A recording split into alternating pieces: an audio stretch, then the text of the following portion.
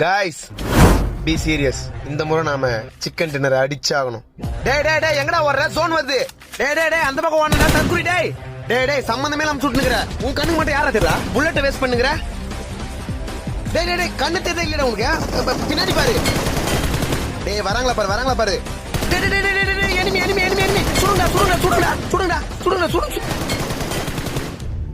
காலியா? உங்களை வச்சுக்கினு. டேய் அட அறிவில்லாதவங்களே, என்னடா கேம் விளையாடுறீங்க? உங்களை வச்சு சிக்கன் டின்னர்ல சிக்கன் பப்ஸ் கூட சாப்பிட முடியாது. ப்ரோ சிக்னல் இல்ல ப்ரோ, அதான் ஓடிட்டே இருந்தேன். டெய்லி டேட்டா ஓவர் ஆயிடுச்சுடா, அதனால படுத்துட்டேன். ப்ரோ ஹாட்ஸ்பாட் தம்பி குத்துட்டேன் ப்ரோ.